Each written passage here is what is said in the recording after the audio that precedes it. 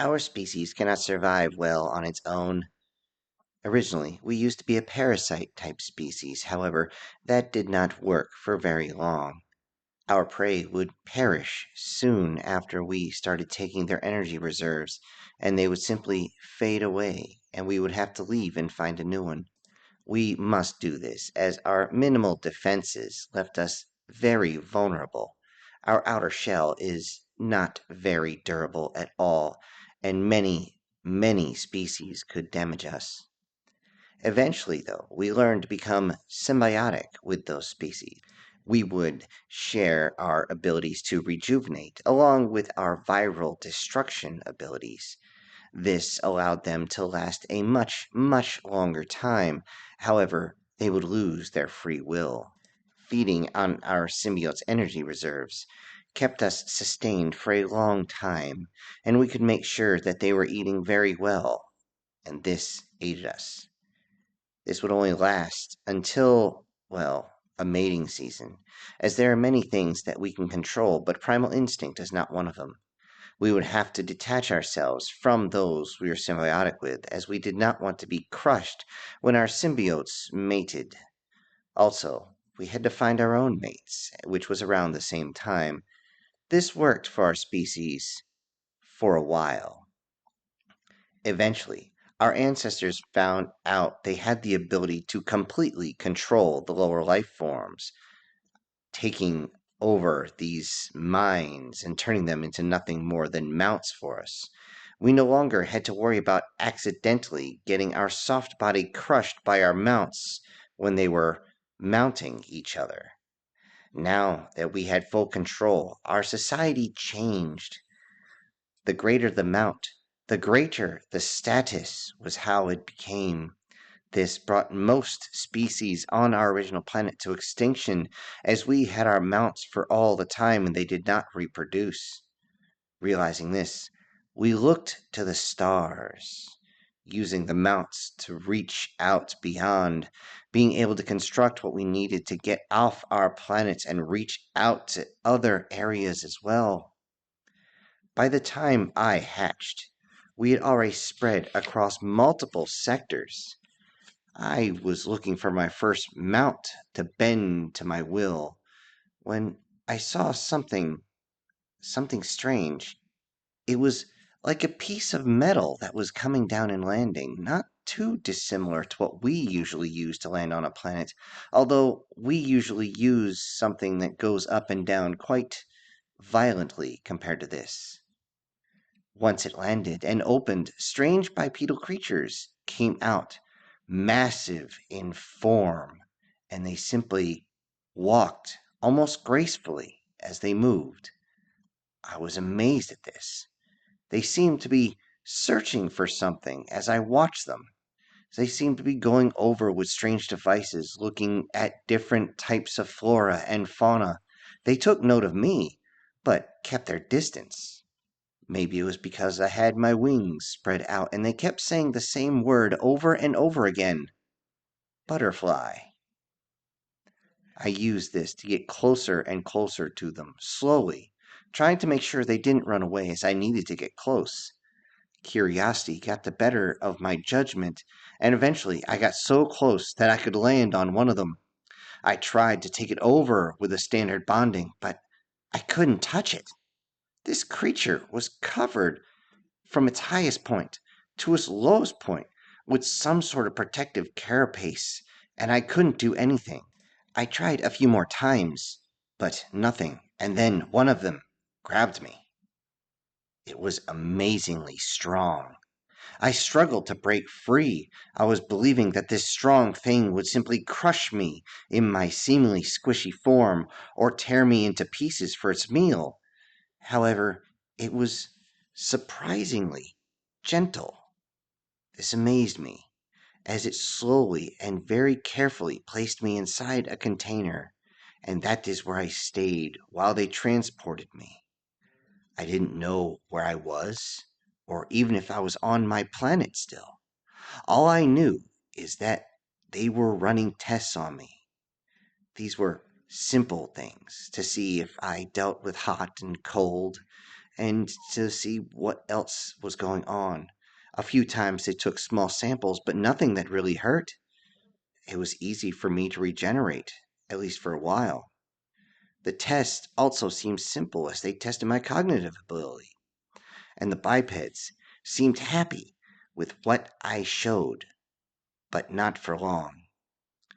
Even though I had received the dihydrogen monoxide, the water, to keep myself going, I was starving.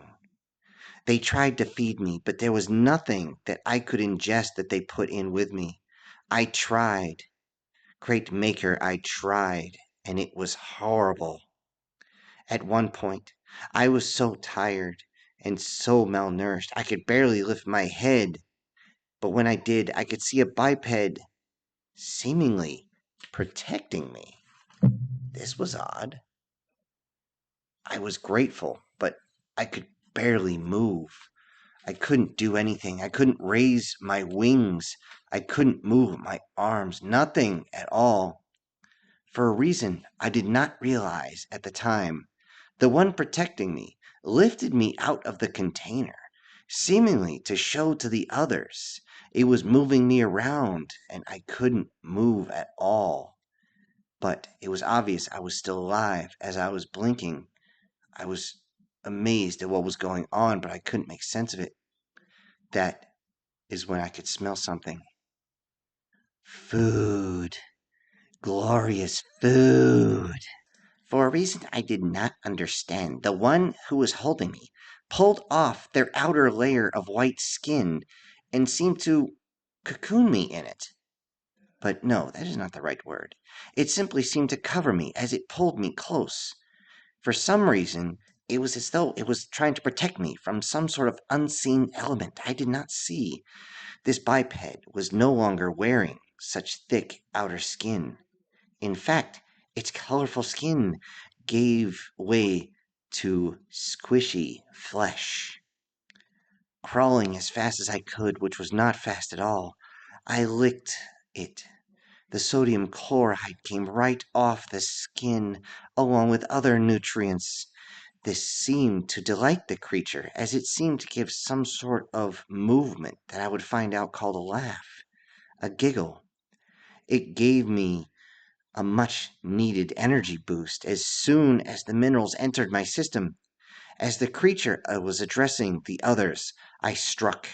Having only one chance for survival, I took it. Flapping my wings, I jumped on at its back, and before any of them could react, I drove my pincers into its central nervous system to gain control. I then wrapped around its torso for stability with the rest of my appendages. I then began to consume all the energy reserves I could finally reach. The reserves faster than I thought. Oh, but its taste was intoxicating.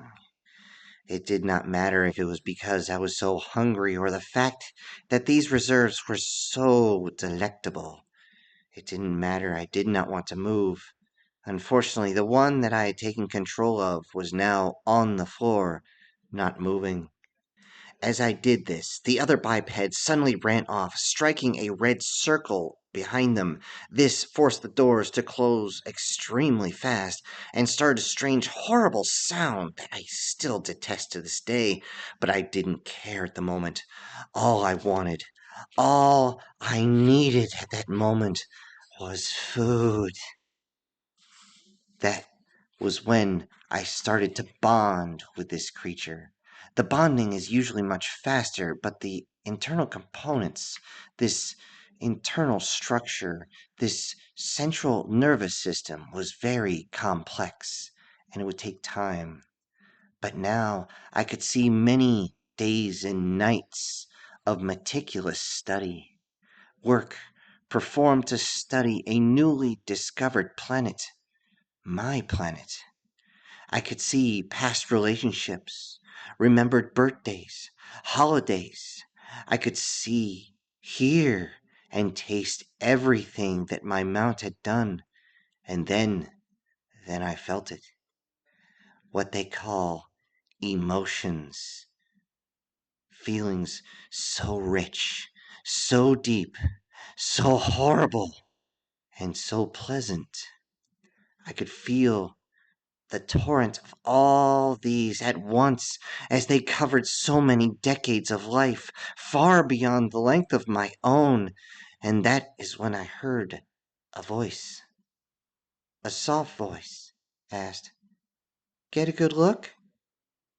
I realized that I had not taken control of this mount, but as she rose to her feet, I could tell she was looking into my mind as well. How was this even possible? I thought to myself. This mount, this creature, this human was not upset. Instead, she just started talking to me. A friendly tone as she started walking around, putting everything back into place that had been knocked over when I jumped at her so I could feed. I realized she was not under my control. Instead, she seemed to enjoy my company as I continued to eat. That is around the time all of you began to show up. I realized you did not believe her words until you performed your scans, checked her blood, and debriefed her very, very thoroughly. Now that she has given me the chance to speak to you, I would like to know, what do you have planned for me and my kind, my kin? Just outside the control area, speaking through, obviously, speakers, a human spoke. The decision hasn't been made yet. However, if you can prove that you are non aggressive to our species, the outcome can become much more promising. If that is all, then I should inform you that clearing out the impurities in the doctor's body is nearly complete. You can see clearly on your scanners. The doctor is now well within healthy range of weight for a human female of her height. I have also purged all the harmful contaminants found. We do this naturally, as it is not in our interest to let our mounts die so easily. There's also the fact that we do not want to be contaminated by our mounts either. With this, everyone began to double check the scanners and confirm the results as they began to nod each other. They then asked, "Do you have anything else to say about this situation, Dr. Williams?" The mount itself then responded, "I feel really good. Though with my new friend here," pointing to her back, "sucking away all my body fat, I just got to ask one question. What does someone have to do to get a cheeseburger and fries?" They all chuckled as two of the security guards were motioned to leave and get food. The doctor then continued with, "Oh, and one more thing. It appears that we have only fallen just short of a full merge, with that massive butterfly wings opening up, spooking the living crap out of everybody with their speed and their size. I was able to control the spread of these wings. It makes me wonder, can I fly now?"